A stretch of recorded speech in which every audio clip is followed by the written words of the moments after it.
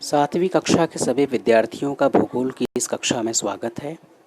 आइए आज हम आपकी पाठ्य पुस्तक के पाठ 2 सूर्य, चंद्रमा और पृथ्वी इस पाठ का अध्ययन करेंगे।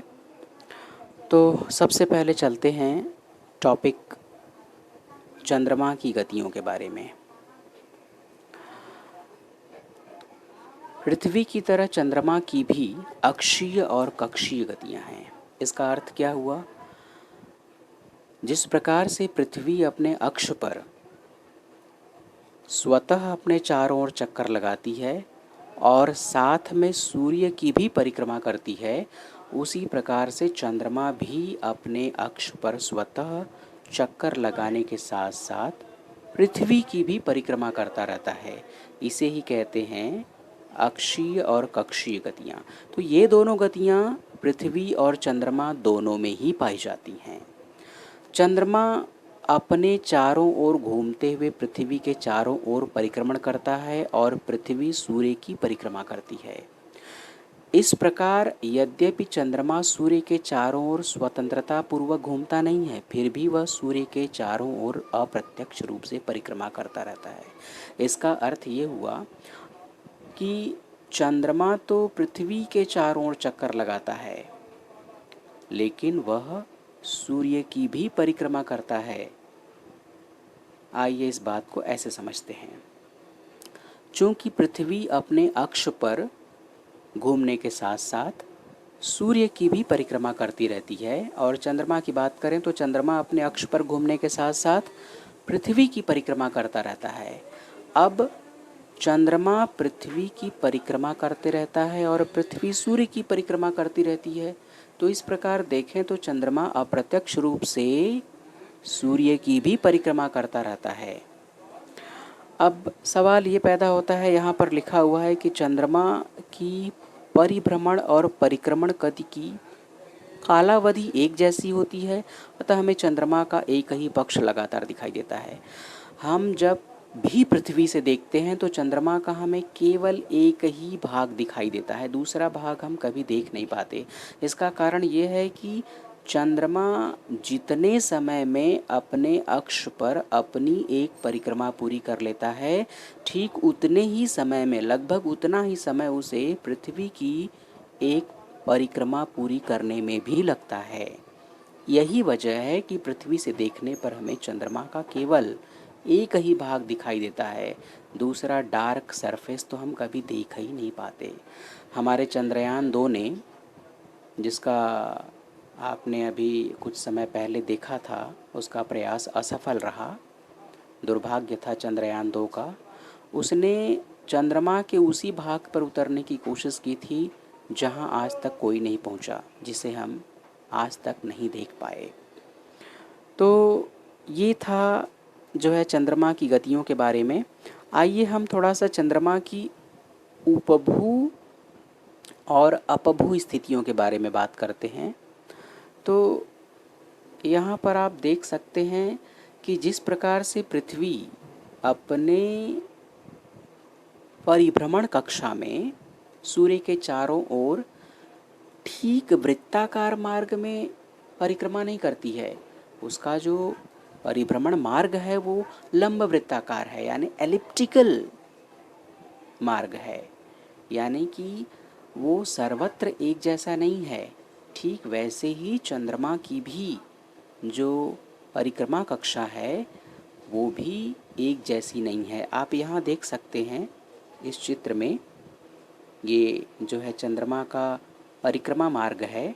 आप देख सकते हैं कि ये दूरी, ये दूरी, ये दूरी और ये दूरी बिल्कुल अलग अलग है।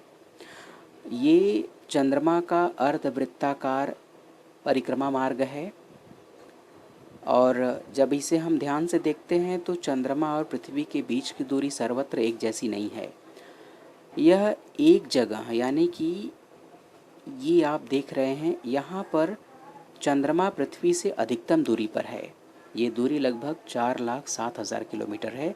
जब चंद्रमा पृथ्वी के चारों ओर अपने परिक्रमा कक्षा में अधिकतम दूरी पर स्थित होता है तो उस स्थिति को चंद्रमा की अपभू स्थिति कहा जाता है। ये चंद्रमा की अपभू स्थिति है। और जब चंद्रमा अपने परिक्रमा मार्ग पर पृथ्वी के से सबसे कम दूरी पर होता है, न्यूनतम दूरी पर होता है, तो उस स्थिति को चंद्रमा की उपभू स्थिति कहा जाता है। तो आप यहाँ इस चित्र में देख सकते हैं चंद्रमा की स्थिति। चंद्रमा अपने परिक्रमण मार्ग में किस प्रकार से जो है परिक्रमा कर रहा है और उसकी अपभू और उपभू स्थितियाँ क्या हैं। आगे बढ़ते हैं तो चंद्रमा की कलाओं पर आते हैं। चंद्रमा की जो है कला, चंद्रकला किसे कहते हैं। देखिए बच्चों, आपने देखा होगा चंद्रमा हमेशा एक ही आकार में नहीं होता है। उसका आकार कभी कभी घटते रहता है तो कभी कभी बढ़ते रहता है। आपने दो स्थितियों के बारे में सुना होगा, अमावस्या और पूर्णिमा। अमावस्या यानी न्यू मून डे, पूरी अंधेरी रात, चंद्रमा दिखाई ही नहीं देता है। और पूर्णिमा यानी फुल मून डे, चंद्रमा अपने पूर्ण आकार में दिखाई देता है आसमान में।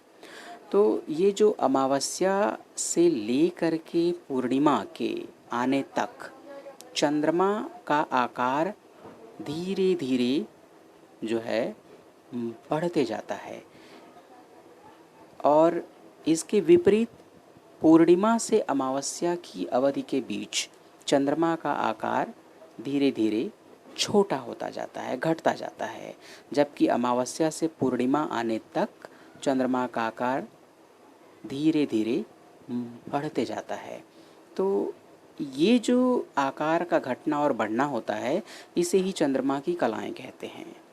यह आप आसानी से यहाँ पर देख सकते हैं, ये है स्थिति। और आइए आगे बढ़ते हैं थोड़ा सा।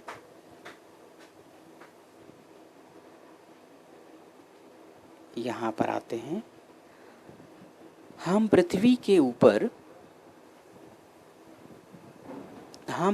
के ऊपर से चंद्रमा की कलाएं देखते हैं। ये चंद्रमा के प्रकाशित हिस्से होते हैं। बच्चों, आपको पता ही होगा कि चंद्रमा के पास खुद का प्रकाश नहीं है और ना ही पृथ्वी के पास अपना खुद का प्रकाश है। ये दोनों ही पिंड जो है सूर्य के प्रकाश से प्रकाशित होते हैं। जो हम चंद्र प्रकाश कहते हैं, दरअसल वो सूर्य से जो है परावर्तित होने वाला प्रकाश होता है, उसे ही हम चंद्र प्रकाश या चांदनी कहते हैं। तो ये हिस्से चंद्रमा से परावर्तित होने वाले सूर्य प्रकाश के कारण हमें दिखाई देते हैं। पृथ्वी का परिक्रमण करते समय चंद्रमा पूर्णिमा के दिन सूर्य की विरुद्ध दिशा में होता है तथा अमावस्या के दिन वह पृथ्वी और सूर्य के मध्य में होता है। यह आप यहाँ पर देखिए, ये चंद्रमा की स्थिति है।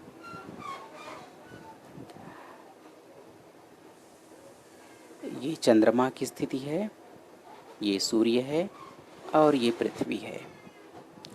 जब चंद्रमा सूर्य और पृथ्वी के बीच में होता है, एक सरल रेखा में होता है और इन तीनों के बीच में 0 अंश का कोण बनता है, तो ये अमावस्या की स्थिति है। इस समय चंद्रमा बिल्कुल दिखाई नहीं देता है। दूसरी स्थिति देखिए, चंद्रमा जब यहाँ पर होता है, पृथ्वी बीच में होती है और सूर्य एक ओर होता है, तो उस समय जो है कि पूर्णिमा की स्थिति होती है, क्योंकि पृथ्वी से चंद्रमा अपने पूर्ण आकार में दिखाई देता है। इसे कहते हैं पूर्णिमा की स्थिति। तो अमावस्या और पूर्णिमा को सूर्य, चंद्रमा और पृथ्वी एक सीधी रेखा में आते हैं। बिल्कुल देखिए आप, ये अमावस्या की स्थिति है। यहाँ चंद्रमा सूर्य और पृथ्वी के बिल्कुल एक सरल मार्ग में है, एक सीधी रेखा में है और इनमें 0 अंश का कोण बन रहा है। दूसरी स्थिति देखिए, ये है पूर्णिमा की स्थिति। इसमें भी सूर्य, पृथ्वी और चंद्रमा बिल्कुल एक सीधी रेखा में, एक सरल मार्ग में हैं और 180 80 अंश का कोण बना रहे हैं। तो ये दोनों ही अमावस्या और पूर्णिमा की जो स्थितियां हैं, इसमें सूर्य, चंद्रमा और पृथ्वी एक ही रेखा में, एक सीधी रेखा में और एक सरल मार्ग में आते हैं। इसलिए प्रत्येक अमावस्या और पूर्णिमा को ग्रहण नहीं होते हैं। अच्छा, ग्रहण की क्या स्थिति है? ग्रहण अर्थात जो है सूर्य या चंद्रमा का दिखाई न देना होता है। तो जब सूर्य नहीं दिखाई देता है पृथ्वी से तो इसे सूर्य ग्रहण कहा जाता है। और कभी कभी जो है पृथ्वी से चंद्रमा नहीं दिखाई देता है तो इस स्थिति को चंद्र ग्रहण कहा जाता है। तो इसकी भी जो है कि इसके भी कुछ भौगोलिक कारण हैं। आइए पढ़ते हैं ग्रहण। तो यहाँ पर देखिए, पृथ्वी की परिक्रमण कक्षा तथा चंद्रमा की जो परिक्रमण कक्षा है वो एक लेवल पर नहीं होती है, उसका लेवल एक जैसा नहीं है। चंद्रमा की परिक्रमण कक्षा पृथ्वी की परिक्रमण कक्षा के साथ लगभग 5 अंश का कोण बनाती है, जिसकी वजह से चंद्रमा प्रत्येक परिक्रमण के बीच पृथ्वी के परिक्रमण प्रतल को 2 बार काटता है। तो इस चीज़ को हम ज़रा देखते हैं चित्र में। आइए यहाँ देखते हैं। ये जो है यहाँ पर आप देख सकते हैं, ये पृथ्वी का परिक्रमा मार्ग है और ये चंद्रमा का परिक्रमा मार्ग है। और दोनों के बीच में ये देख रहे हैं कोण, ये 5 अंश का कोण बना हुआ है। यहाँ भी 5 अंश का कोण बनता है और यहाँ भी 5 अंश का कोण बनता है। तो इस प्रकार से चंद्रमा का जो परिक्रमा मार्ग है वो पृथ्वी के परिक्रमा मार्ग के साथ 5 अंश का कोण बनाता है, बिल्कुल। और ऐसा 2 बार होता है, एक बार यहाँ और एक बार यहाँ। तो हर बार जो है सूर्य, पृथ्वी और चंद्रमा सीधी और सरल रेखा में नहीं आ पाते हैं। रीज़न यही है कि चंद्रमा का परिक्रमा मार्ग पृथ्वी के परिक्रमा मार्ग के साथ कुछ अंश के कोण पर झुका हुआ है, बिल्कुल सपाट और सीधा नहीं है। तो इस वजह से जो है कि हर अमावस्या और हर पूर्णिमा को जो है ग्रहण नहीं लगते हैं। ग्रहण केवल जो है अमावस्या और पूर्णिमा के अवसरों पर ही लगते हैं, हमेशा नहीं। तो जो है ग्रहण 2 प्रकार के होते हैं, चंद्र ग्रहण और सूर्य ग्रहण। अगले वीडियो में हम आपको सूर्य ग्रहण और चंद्र ग्रहण की स्थितियों के बारे में अच्छी तरह से समझाएंगे।